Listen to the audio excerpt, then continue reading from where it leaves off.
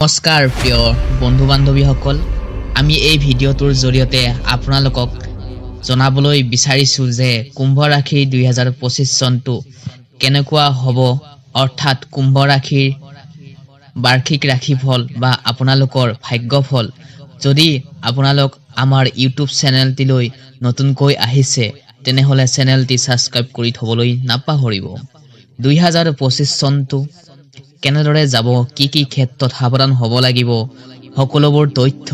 এই ভিডিঅ'টোৰ মাধ্যমেৰে জানিবলৈ পাৰিব তেনেহলে আহকচোন ভিডিঅ'টো আৰম্ভণি কৰো কুম্ভ ৰাশিৰ ব্যক্তিসকলে আমাৰ বিপ্লৱ ফেমিলি ফিক্স চেনেলটিৰ পৰা আপোনালোকক স্বাগতম জনাইছো ৰাহু আৰু কেতুৰ প্ৰভাৱৰ পৰিছে কুম্ভ ৰাশিৰ ব্যক্তিসকলক আমাৰ বিপ্লৱ ফেমিলি ফিক্স চেনেলটিৰ পৰা আপোনালোকক স্বাগতম জনাইছো ৰাহু আৰু কেতুৰ প্ৰভাৱ পৰিছে ৰাহুৰ আপোনাৰ ৰাশিত প্ৰৱেশ কৰিব কি হ'ব আপোনাৰ বৃহস্পতি পৰিৱৰ্তন হ'বলৈ গৈ আছে পঞ্চম বাহুত বহিব আহি কেতিয়াবা মনলৈ আপোনাৰ নিগেটিভ ফিল আহিব পাৰে কিন্তু ধৈৰ্য ধৰিবই লাগিব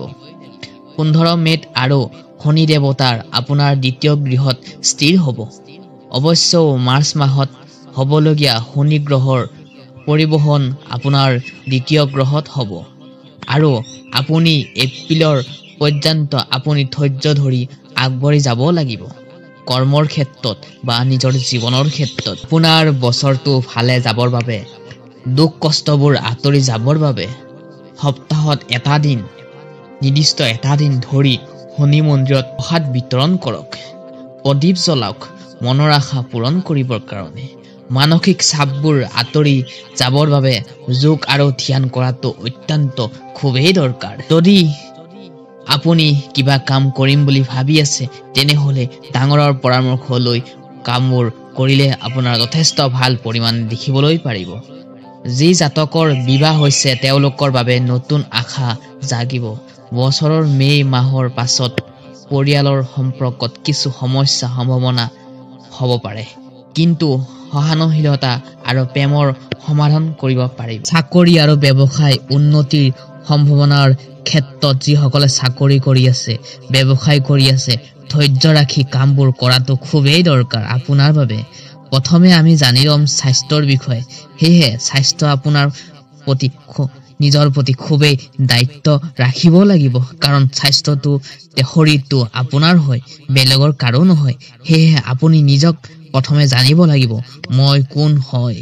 কুম্ভ ৰাশিৰ 2025 চনৰ এপ্ৰিল মাহৰ পাছৰ পৰাই স্বাস্থ্যৰ জটিল হ'ব পাৰে বৃহস্পতি গ্ৰহ আপোনাৰ চতুৰ্থ গ্ৰহত স্থিৰ হ'ব বৃহস্পতি মহাৰাজে আপোনাৰ সুখ সুবিধা হ্ৰাস কৰিব পাৰে হেহে মে পিছত আপোনাৰ স্বাস্থ্যৰ উত্তম হ'ব আপোনালোকৰ স্বামী গ্ৰহৰ শনি দেৱতাৰ আপোনাৰ স্বাস্থ্য ভালে থাকিবৰ বাবে হনুমানজীৰ পূজা কৰাটো অত্যন্ত দৰকাৰ বন্ধু বান্ধৱীসকল ইয়াতে আপোনালোকক এটা ৰিকুৱেষ্ট জনাব বিচাৰিছো যদি আপোনালোক আমাৰ চেনেল নতুনকৈ আহিছে তেনেহলে চেনেলটো অলপ মৰম দিব পাৰে আপোনাৰ অলপ মৰমে আমাক নতুন নতুন কন্টেন্ট বনাবলৈ উৎসাহিত প্ৰেৰণা যোগায় তেনেহলে আহকচোন আমি এইবাৰ লাভ ৰিলেশনশ্বিপৰ বিষয়ে জানিল বন্ধু বান্ধৱীসকল এইবাৰ আমি আহিছো প্ৰেম লাভ ৰিলেশনশ্বিপ বছৰটো কেনেকুৱা যাব কি ক্ষেত্ৰত আপুনি সাৱধান হ'ব লাগিব এপ্ৰিল মাহত প্ৰেম আৰু বৈবাহিক সকলৰ জীৱনত সমস্যা সন্মুখীন হ'ব পাৰে বৃহস্পতি গ্ৰহৰ আপোনাৰ চতুৰ্থ গৃহত উপস্থিত হ'ব যাৰ ফলত ৰাহু আৰু কেতুৰ আপোনাৰ সমৰ্থক নকৰিব পাৰে হেহে নিজৰ প্ৰেমৰ প্ৰতি বিশ্বাস ৰাখক যিটো আপোনাৰ মনোবল ৰাখি আপুনি সম্পৰ্কত চলি আছে তেনেকৈ জীৱনবোৰ কটাবলৈ চেষ্টা কৰক 2025 চনত আহিবলগীয়া দিনবোৰ শুৱনি কৰি ৰাখি নিজৰ কৰ্মৰ প্ৰতি ফকাস কৰাটো খুবেই দৰকাৰ আৰু যিসকলে বৈবাহিক আছে তেওঁলোকে নিজৰ স্বামীৰ প্ৰতি নিজৰ পত্নীৰ প্ৰতি মনোভাৱ যিবোৰ ৰাখি আছে তেনেকুৱাকৈ বিশ্বাসেৰে সংসাৰখন চলাবলৈ চেষ্টা কৰক তেনেহলে যথেষ্ট খুবেই ভাল ফলাফল দেখিবলৈ পাব বন্ধু বান্ধৱীসকল এবাৰ আহিছো 2025 চনত ছাত্ৰ ছাত্ৰীসকলৰ বছৰটো কেনেকৈ যাব শিক্ষাৰ ক্ষেত্ৰত আপোনালোকৰ সফলতা কঢ়িয়াই আনিব পাৰিব নতুন নতুন কথা শিকিবলৈ চেষ্টা কৰিব বৃহস্পতি মহাৰাজৰ আপোনাৰ পঞ্চম গৃহত হবলগীয়া পৰিবহনে অধ্যয়নৰ ফলত লাভ কৰাটো সম্ভাৱনা প্ৰবল কৰি তুলিব আৰু আৰ্থিক অৱস্থাত কুম্ভ ৰাশিসকলৰ 2025 চনটো অনুসৰি যিসকলে জাতিকাই নিজৰ ব্যৱসায় আছে আপুনি এপ্ৰিলৰ 2025 পৰ্যন্ত যথেষ্ট সাৱধান হ'ব লাগিব ধৈৰ্য ধৰিব লাগিব কিন্তু যিকোনো কাম আমি কৰিলে ধৈৰ্য আৰু নিজৰ মনটো ৰাখি নিজৰ কৰ্মৰ প্ৰতি ফোকাস কৰাটো খুবেই আমাৰ অতি প্ৰয়োজন থাকে হেহে